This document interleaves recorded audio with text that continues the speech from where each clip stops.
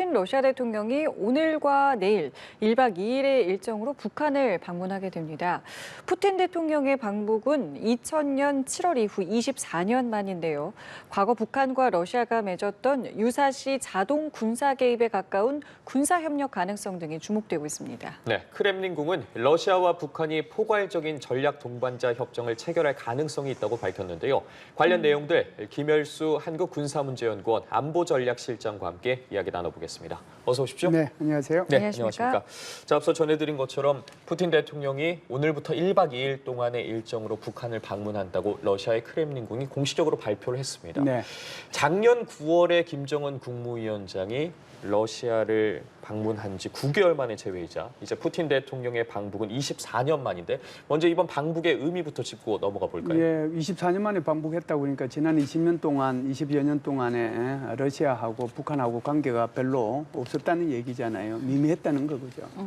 그런데 이제 작년 9월 달에 이 김정은이가 러시아를 방문하고 9개월 만에 다시 이제 푸틴이 북한을 방문하게 되는데 그만큼은 이제 최근 몇 달 사이에 굉장히 이제 두 나라 관계가 끈끈해지고 가까워졌다는 것을 의미하는 거잖아요. 예. 그 결정적인 계기가 러시아의 우크라이나 침공이라고 볼 수 있는데요.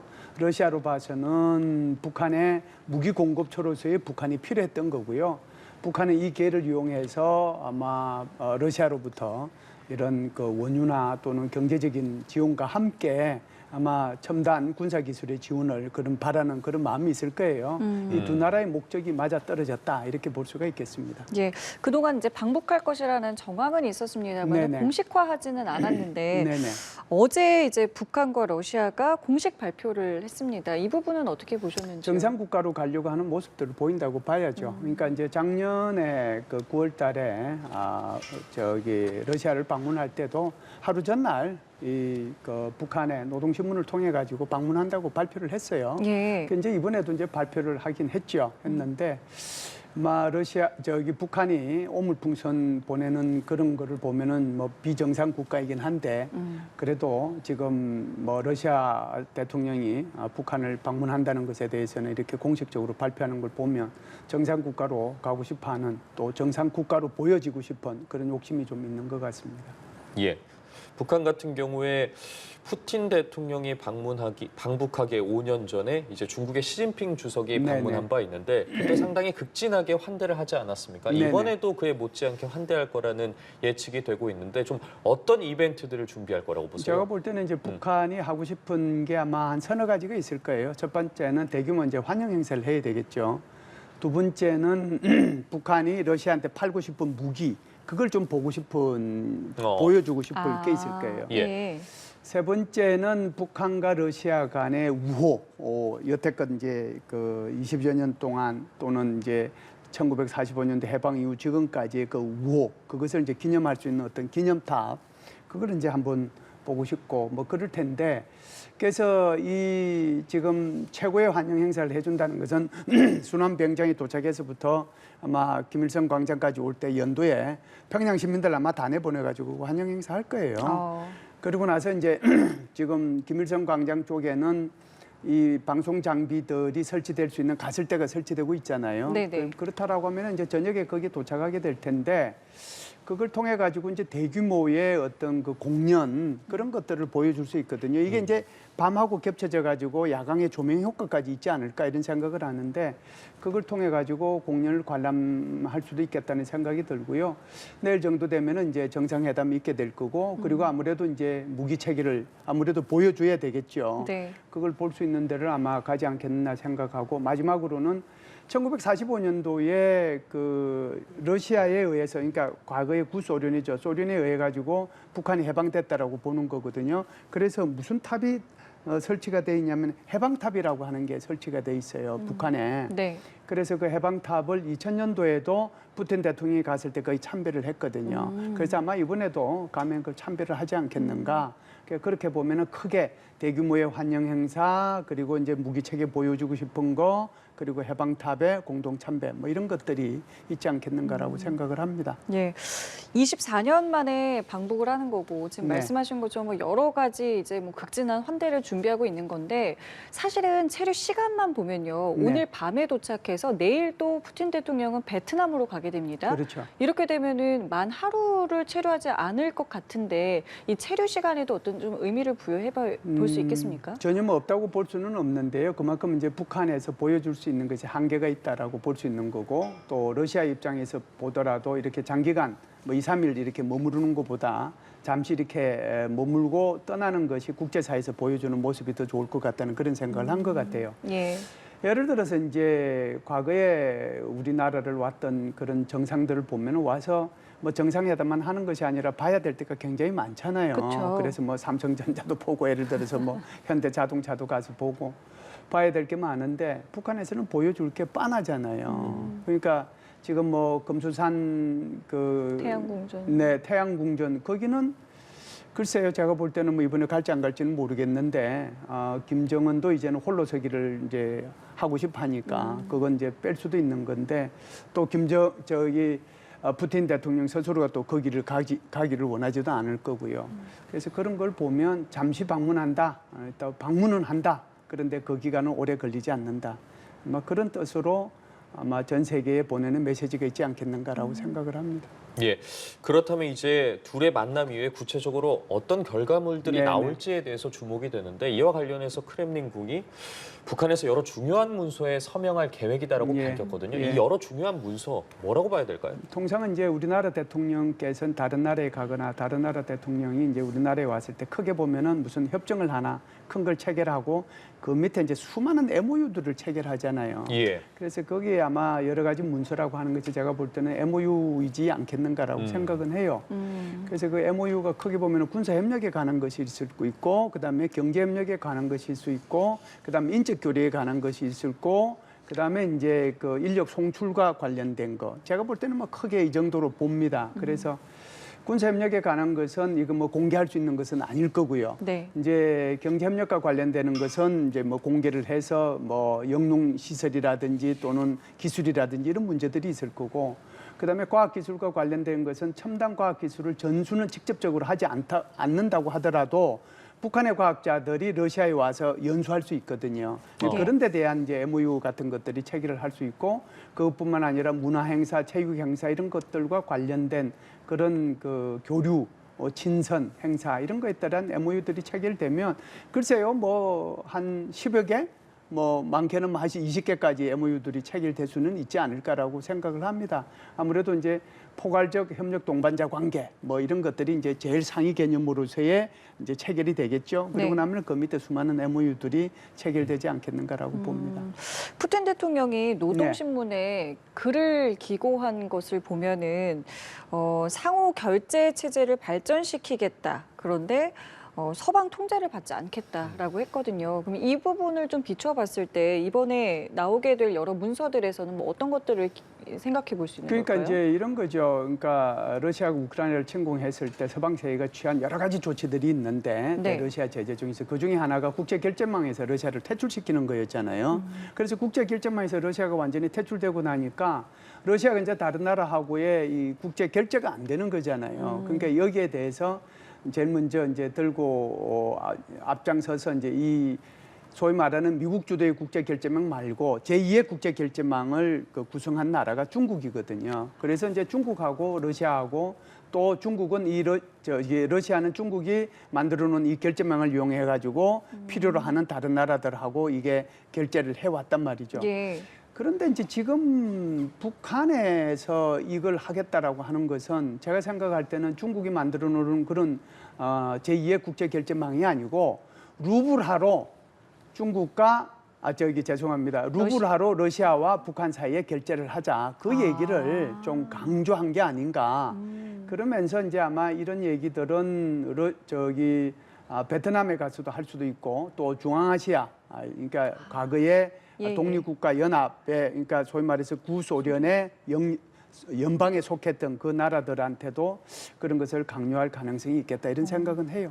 예. 그리고 또 우리 입장으로서 좀 더 불편할 수 있는 게 네. 바로 이 군사협력과 관련된 부분일 텐데 지금 나오고 있는 이야기들을 보면 자동 군사 개입 조약 등도 거론이 되더라고요. 네네. 1961년이었죠. 뭐 이른바 조소동맹 이후에 우리랑 러시아가 협정을 맺은 이후에 동맹이 폐기가 되긴 했습니다만 네네.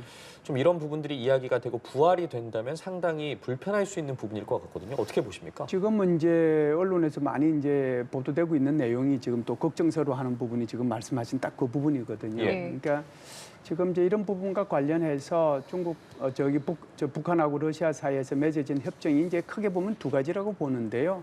하나는 1961년도에 지금 만들어진 조소 동맹이죠. 이것은 이제 자동 개입 조항입니다. 그런데 이제 그러니까 구소련이 붕괴가 되고 러시아가 독립하고 그리고 이제 한국과 러시아 사이에 국교가 수립되고 그러면서 이제 조소 동맹은 없어진 거예요. 그 문서 자체가. 네. 그리고 난 뒤에 이제 두 번째 문서가 크게 보면 2000년도에 푸틴이 북한을 방문해서 소위 말해서 러시아하고 북한과의 상호 우위 친선 관계를 규정한 그 협정을 체결을 했거든요. 거기에 이제 내용은 별 게 없습니다. 경제와 관련된 내용이 핵심인데 그 중에 딱 한 부분이 나와 있어요. 무슨 얘기냐면 뭐 예를 들어서 북한에서 무슨 문제가 생겼다. 그랬을 때는 상호 즉각 접촉하도록 돼 있다. 접촉한다. 그거까지만 돼 있어요. 네. 그래서 이걸 보면 이번에 그러면은 새롭게 이제 나올 포괄적 뭐 이렇게 무슨 동맹 조약이 협조다 포괄적인 어떤 전략 문서로 이렇게 나오면 그러면은 그것이 그 적극 지원을 해주는 그런 걸로 나올 거냐? 그렇지 않으면은 2000년에 만들어진 거기에 대해서 조금 발전될 것이냐? 요게 핵심이잖아요. 네.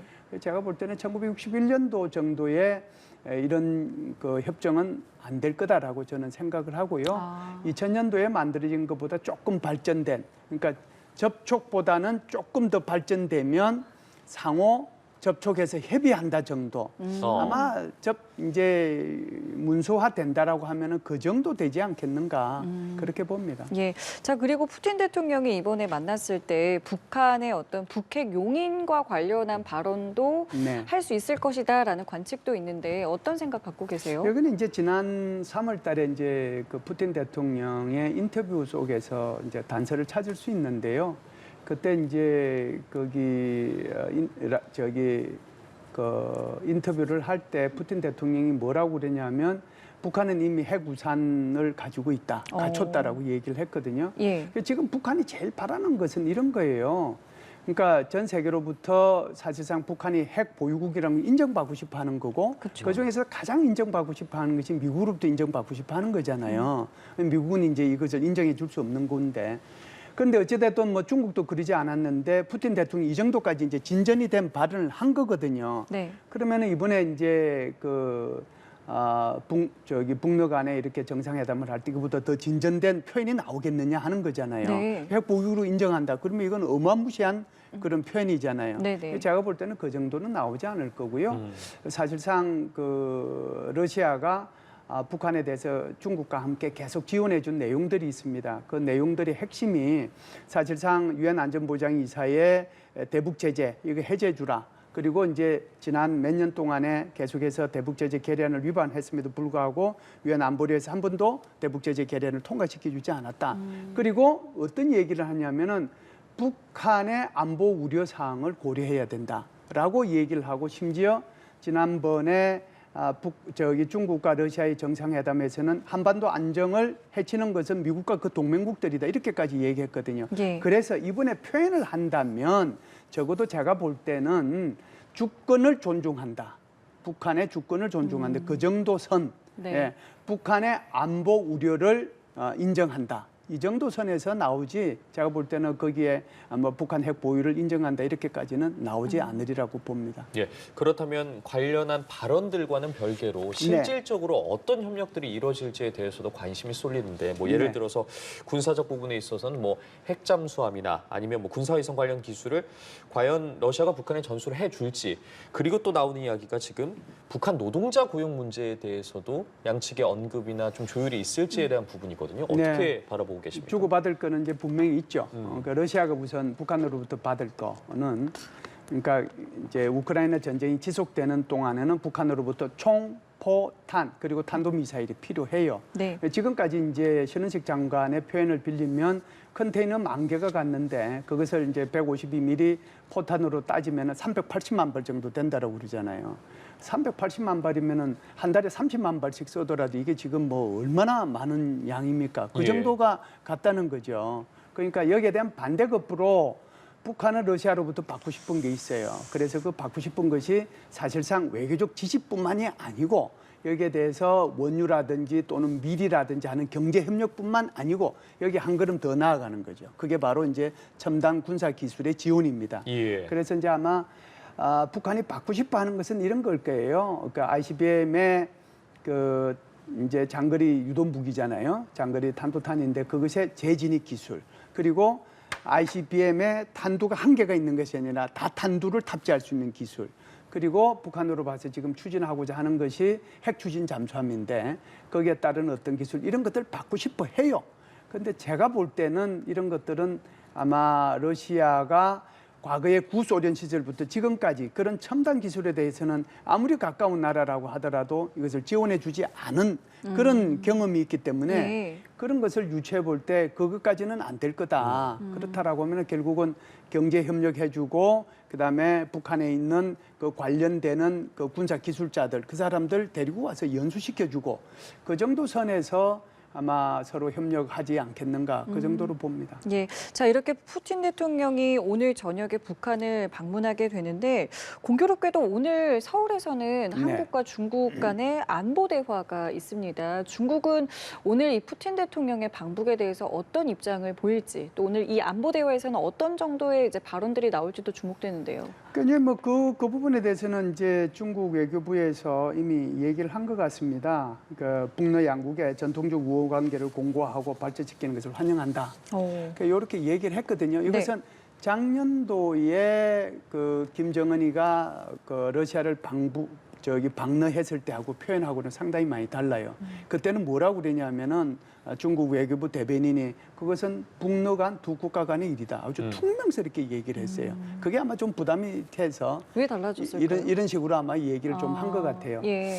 그래서 제가 볼 때는 이제 중국 입장에서 보면은 북러 간에 이렇게 밀착되고 있는 모습들을 보면서 좀 불편한 생각은 저는 가지고 있다라고 봐요. 사실상 이제 북한의 입장에서 보면은 북중러 이 관계를 공고히 해서 신냉전 관계를 구축하는 것이 그 북한으로 봐서는 든든한 뒷배를 이제 이렇게 그 확보할 수 있는 길이잖아요. 네. 그래서 이제 그쪽으로 이제 가고 싶어 하는 건데 중국 입장에서는 여기 끌려 들어가는 느낌이 들거든요. 그래서 여기 끌려 들어가면 문제가 되는 것이 미국과의 문제뿐만이 아니고 유럽과의 문제도 있단 말이죠. 그러면은 중국은 지금 수출해서 먹고 사는 나라라고 해도 과언이 아닌데 미국이 엄청나게 수출하고 대부분의 유럽에 수출하고 있는데 여기에 대해서 지금 문제가 생기기 시작하는 거잖아요. 네. 그렇기 때문에 아마 이 부분에 대해서 조금 불편해할 수도 있다. 그런 생각이 하나 들고요. 또 하나는 북러 관계가 이렇게 이제 계속 이제 가까워지면 중국 입장에서는 뭐지? 내가 탈냉전 후에 지금까지 북한에 투자한 게 얼만데 가만있어 봐. 나는 지금 빠지고 오히려 러시아하고 그렇게 가. 여기 바라보는 눈이 좀 불편하긴 하죠. 그럼에도 불구하고 오늘 이렇게 우리가 한중 그 고위급 대화를 하잖아요. 네. 9년 만에 하게 되는 건데 이것도 차관급 대화죠. 2+2인데 외교부에서는 차관, 그다음에 국방부에서는 국장급이 나옵니다. 양국에 다 나오는데 여기에 대해서 아마 이게 북러 관계에 대해서는 구체적으로 얘기하지 않을 거예요. 주로 이제 한반도 문제, 그리고 북중 간의 관계 문제, 주변 정세 이야기, 그리고 이제 최근에 있었던 북한의 오물풍선 문제라든지 뭐 이런 것들 가지고 얘기하지 않겠느냐.